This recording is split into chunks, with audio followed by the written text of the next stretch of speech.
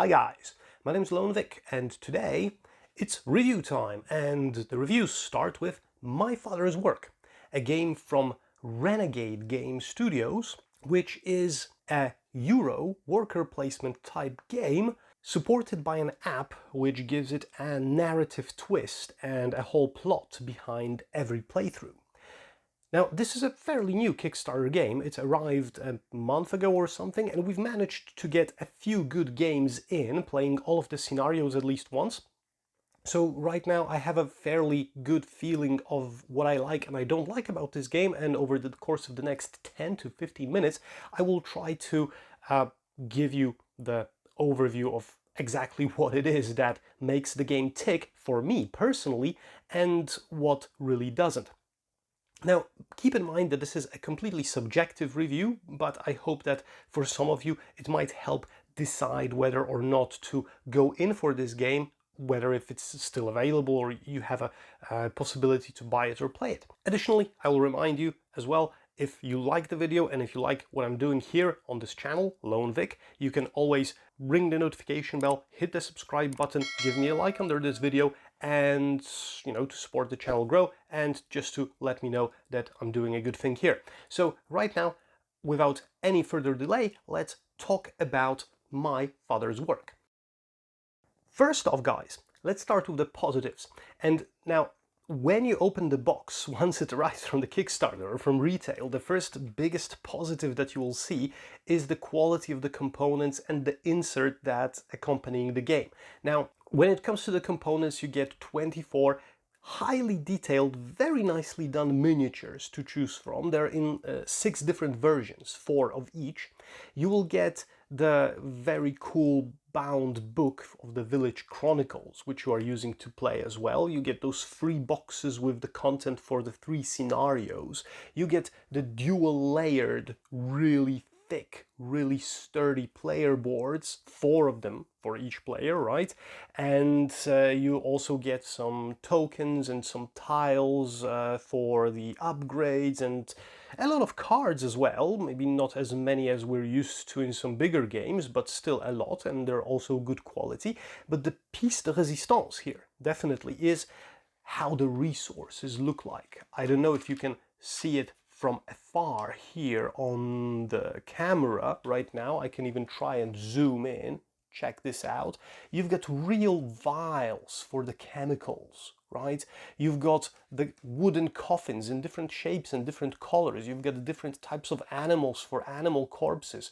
You've got those cogs which are look like real copper. They're made of some kind of metal. You've got metal coins as well. You've got the knowledge cubes, which are transparent plastics. So the feel of the components itself is great. We really, at the table, we really like basically playing with them, which is a definite plus for the game. The only tiny missed opportunity that we see here definitely is that those vials can be uncorked, as you can see, and we were just aching that the game asks us to put those knowledge cubes inside and cork them for some reason in different combinations or something, but that doesn't happen. Well, you can still dream, right? I've seen some people on Instagram or on the BGG forums filling those vials with different colors of, I don't know, sand or some gelatinous liquid or something to make them seem like they're filled with different various chemicals for for thematical reasons. It's still ahead of me. I want to do it as well, and I will probably do it, but for now those vials are empty.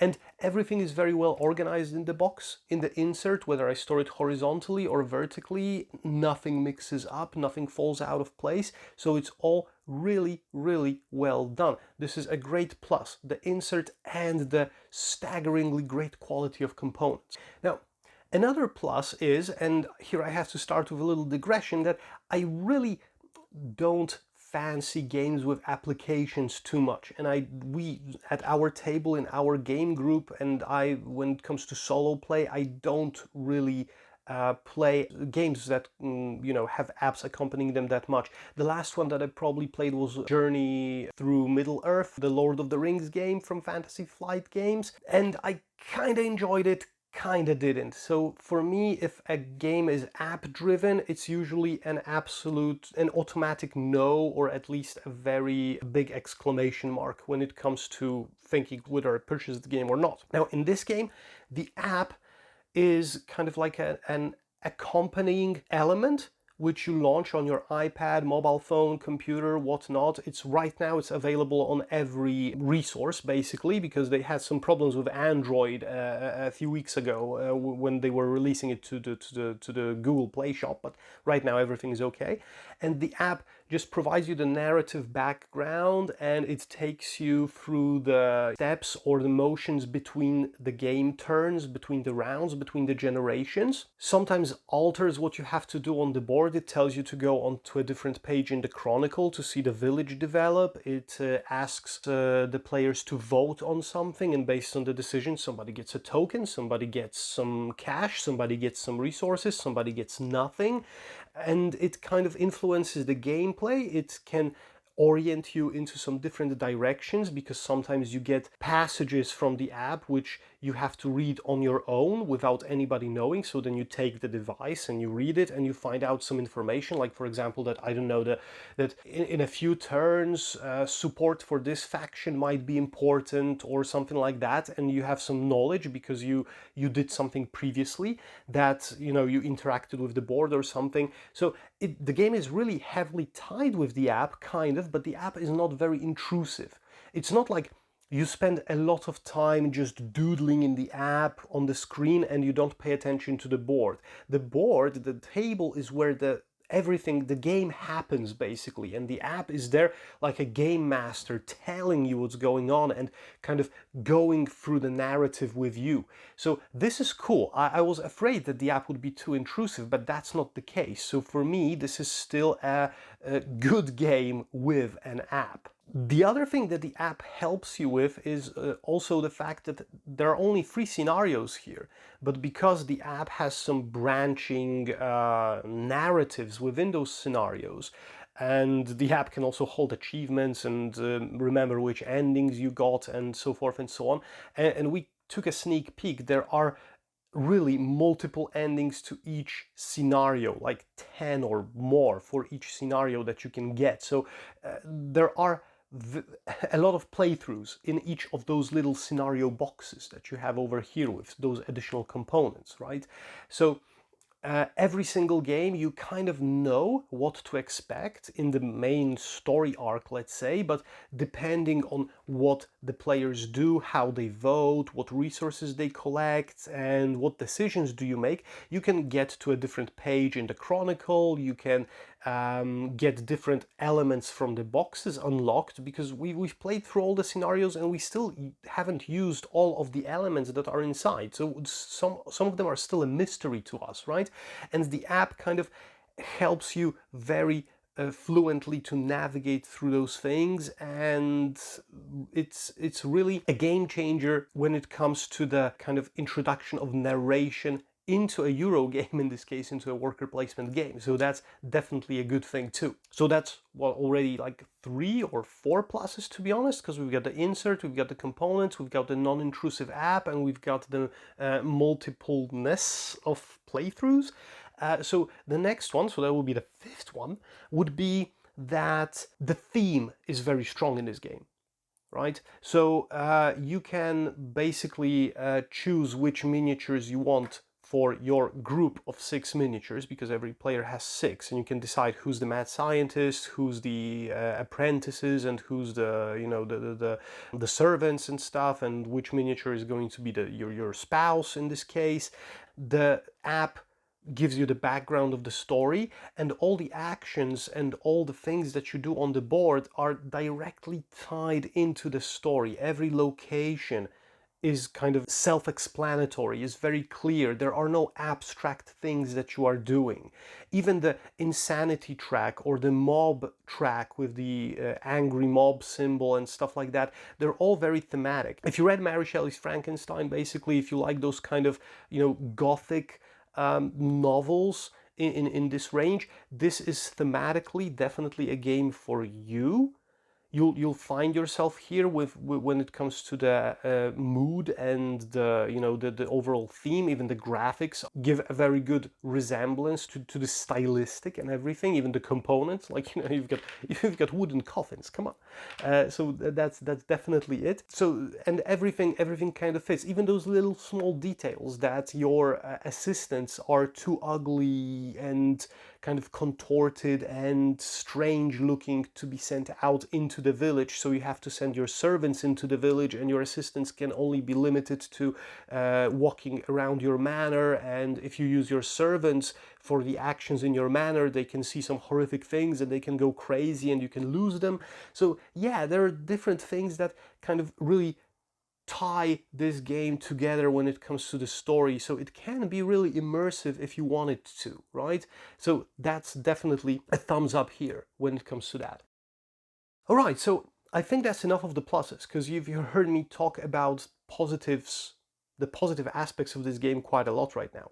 There are a few buts, and the biggest but that we had as a group, and that I've also seen on the forums in Board Game Geek and a few other places with people mentioning it, is that the app and the writing style, the narrative style, the text in the app are written like it was Edgar Allan Poe writing those things. And this might be a good thing thematically, because it kind of, harkens to those old days. It kind of goes back to those times that it should, with the language and everything, but it's terribly complicated and confusing to read if you're a non-native speaker. So if you have a group of non-native speakers of English who are not like C2 level or C1 level in English or something like that, there is a risk that they won't get all of the narration from the app in one go. I don't know how it is with different languages, if the app's translated into different languages and how the translations look like, but the English version, I have been an English teacher in the past for like over 10 years. I've got a C2 proficiency certificate level. I've got a master's degree in American literature. And it was sometimes tiresome for me to go through all of those storylines and all of those adjectives and adverbs and all of this, it's like the people who were writing this, they had a thesaurus on the desk and they were just going through, all the synonyms and everything for words. It's beautiful. It's very creative. It's really like, it's really similar to what the writing looked like in those times, definitely, when it comes like to Mary Shelley coming back again. But for a game that is going to be played by non-natives, especially, because that's going to be a big part of your community, I think that the difficulty level here is a bit high. So that's going to be one huge minus, in my opinion. Connecting to that, then the other thing is that, after a few rounds, after a generation or two of playing, we got so tired, personally, with our group, we got so tired with the narration in the app, with the reading of everything and so forth, that we were just scrolling through the text and going, okay, so this is it. So they went there and did that, and now we have to vote on this and this and that. So we were just kind of scrolling through, going through like kind of an abridged version, like a summary of everything, and just reading what the effects are. And when we started doing that, and it was inevitable in every gameplay, seriously, because this game can go for 3-4 hours sometimes, with the longer scenarios especially, it kind of led to two things. One, that we were losing the plot and we were kind of wondering, okay, so why are we really doing it? Okay, just let's vote and let's see what happens, because we want to move the game forward. And it was taking us out from the immersion, and this caused that we were doing things very automatically. So instead of living through the story and going through, all the motions of, okay, so I'm now going to the graveyard and I'm collecting corpses for experiment, we were just going like, okay, so I'll go here and I'll take 2 coffins. And that's it, right? And that's my move, so let's go on. So it's mainly because of the length and the amount and the complexity of the narration in the app. That's our feeling, and around the internet I see some similar voices. So if this was a bit shorter, a bit simpler, maybe it would be a bit more beneficial for the game. That's my personal feeling. And still coming back to the app, because that's probably one of the best things about this game, and probably the biggest gripe about this game, is that I don't remember whether in the Kickstarter they were mentioning that the whole app would be voiced, or that only parts of it would be voiced. But what we got right now is an app that's partially voiced with, you can choose male or female narrator, reader, but the only voiced parts are the introductions to every generation. So you get an app which kind of, you start the game and there is a narrator reading, and then suddenly after they stop and you go into the round and you have to start doing everything else, then suddenly you have to go into the app and you have to start reading on your own. So you're either, okay, so is this going to be read by somebody, or should we read this? Okay, nobody's starting reading, so let's go and read. Okay, yeah, right. And it's kind of, jumping between this or that. So it is a bit immersion breaking maybe, and I still think I would prefer the app to be fully voiced, but maybe they didn't have the time, didn't have the funds, or something else happened that it's the way it is. But that's not a big complaint. Maybe not as big as the narrators themselves, I feel, because with the English version, I don't know about any other language versions, I only use the English one. With the English one, the male narrator, who is kind of reading okay-ish, he's even kind of trying to feel into it a bit, maybe, but it's still a bit like reading from a piece of paper and just, I have to read this text, I will read the text in good English with good diction, but that's basically it. Well, the female narrator we liked a lot less, because I feel that she was a bit too slowly going through everything. I don't know, that was just my feeling, that's how I remember it. So I don't know, either we should go with full narration, or we should go with no narration at all and just no voiceover at all and just read everything on our own, but it still takes time, right? So that's definitely definitely a complaint, not as big one as the previous ones, but it's still a complaint. Probably the last one that I'm going to talk about as the negatives, to just wrap this video up, is that if you take away the app from this game, and or for example you start ignoring the whole narration and just going to all those results at the bottom of each narration, just going through those, just skipping all the story behind everything and whatnot, and just going through this and kind of playing the game automatically, it kind of boils down to a pretty simple worker placement game. That it doesn't have too many twists, because everything revolves around those experiment cards that you need to complete and collect the resources, and mainly you collect the resources for those experiment cards. Let's not kid ourselves about that. And sometimes for those different effects that the app suggests to you, right? But it's just like, I'll go here, I'll take this, I'll spend this here, and so forth and so on. So the app adds this narration to it, right? And that makes this game very unique. But if you start ignoring the app, or if the app gets tiresome, then it doesn't really stand out. Apart from the production value, it doesn't really stand out as a very unique Euro game from many others, right? So that's what you need to remember. If you want to get into the narration, if you want to get into the story, and if you are not afraid of breaking the immersion, then yeah, this is going to be really cool. I'm not even complaining about having only 3 boxes with 3 scenarios. I'm hoping, here's my fingers crossed, that Renegade will come back with additional scenarios with an expansion for the Kickstarter, but those 3 scenarios with all those different endings, they're going to last us for quite a long time. There is a lot of content in each of those boxes, so I'm not afraid of that. To sum up the whole video, the production value of this game, the amount of content in each of those scenarios, and and the non-intrusiveness of the app and the overarching narration that you've got in the whole game, are definitely big pluses for me.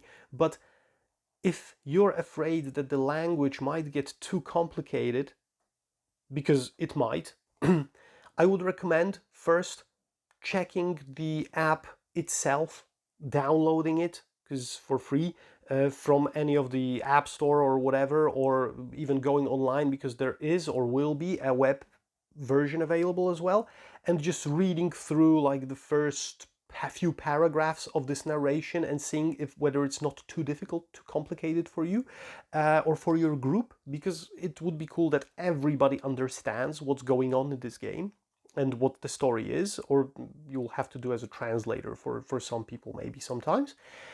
And if you think that you're fairly certain that you can sit through 3 or 4 hours at the most, reading through those passages in the app and going through all those steps and motions and knowing what's what and connecting with the game in this way, then yeah, this is going to be a lot of fun.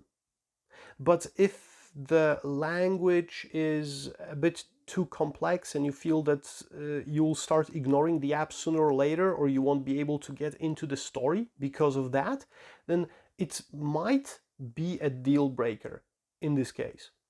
It's not for me, because we're still trying to get through it. We're still trying to muster through it. But, you know, I can imagine that it can be for some people, right? Okay, so I think that this was going to wrap up my father's work for this review. I hope that the opinions helped you in any way, or were informative at least.